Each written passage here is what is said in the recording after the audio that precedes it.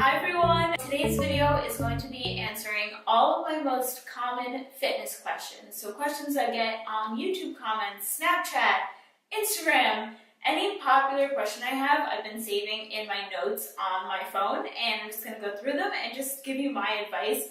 Obviously, everything I mention is from my personal experience. I don't know everything about fitness, but I hope that I can still help you out. And yeah, so let's get started. So the first question I want to talk about is how to get rid of cellulite on the back of your legs. So I've never had a problem with cellulite on the back of my legs, but I did have cellulite on my butt. Oh my god, I'm talking about my butt. Honestly, it never really bothered me that much, maybe because it was on my butt, and I feel like how many people see your butt every day?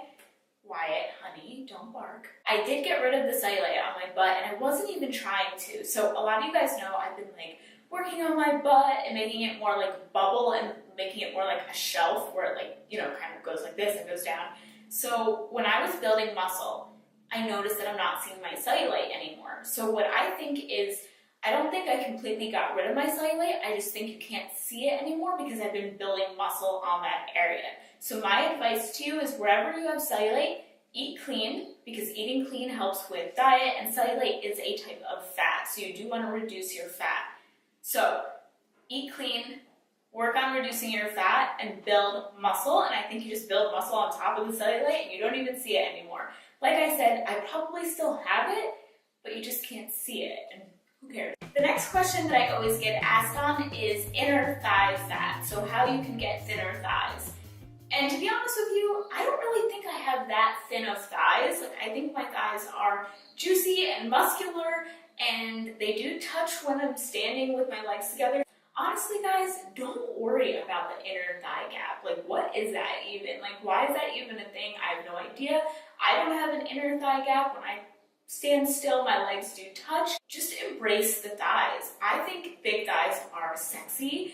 I think when they're toned, like I have muscular thighs, I think that is just sexy. And if you were trying to get thinner thighs, the only way to go about that is to just lose weight all over. You can't target fat. So you can't say, I want to lose weight just in my thighs. What exercises can I do? Because doing exercises for your thighs will make them bigger because you are building muscle. Now, if you're eating clean as well and you're on a diet, then they're not going to be these super muscular legs because at the same time you're also losing weight because you're eating clean, if that makes sense.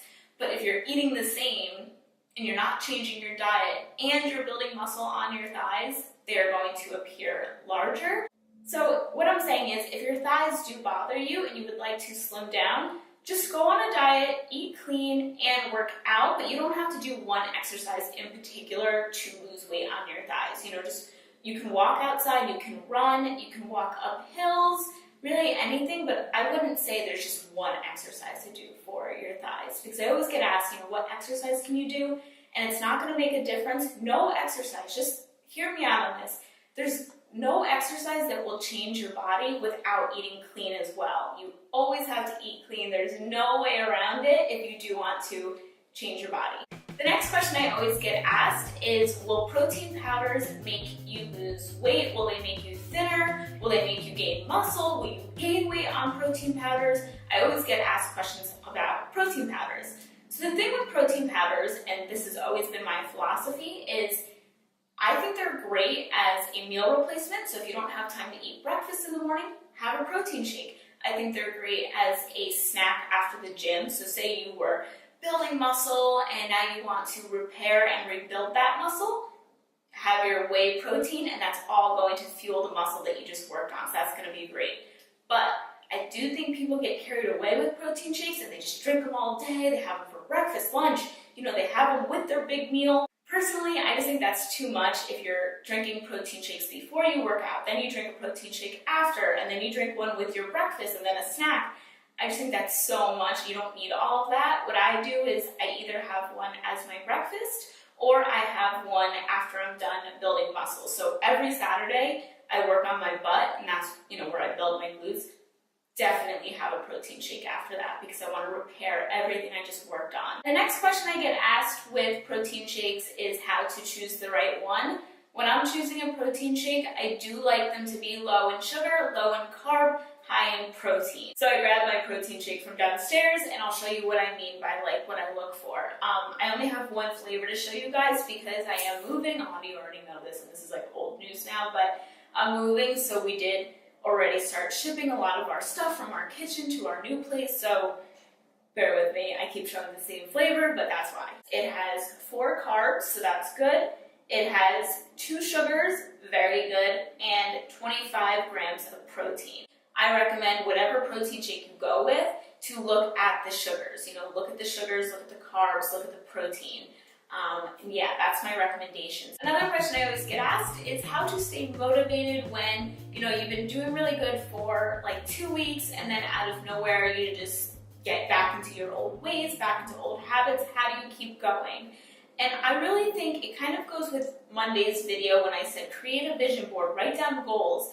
If you write down goals that are so amazing that like if you had that, like if someone were to say, you know, you can lose 10 pounds right now, if that would make you really excited, make that your goal. If it would make you more excited to lose more weight, make that as your goal. Whatever would make you so excited that you were like, oh, that could happen to me, make that your goal. And then every time you're in a funk, look at that goal. That's why I always say, make these juicy, exciting goals that just by looking at them, they could turn your funk, you know, into something amazing, and you could just be like, oh yeah, I'm gonna eat healthy today because that's what I want. Eye on the prize, tunnel vision to the prize.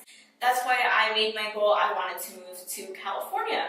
That's why I made my goal, I wanted to start seeing abs. Those things excite me, wrong word. But if I were to just put, I want to lose 5 pounds, that really wouldn't excite me that much. It wouldn't be enough to even see a big difference where I was. And it just, I know people like to start slow with their goals, and that's totally fine, but make sure you have one big, juicy goal. You can do it in like, you know, time frames. You could say, I want to reach this by this time, this by that time, but at least put your main juicy goal on a piece of paper, on a vision board. That way, every time you look at it, you could get like chills thinking about it, you know? Don't make it something so little that you're like,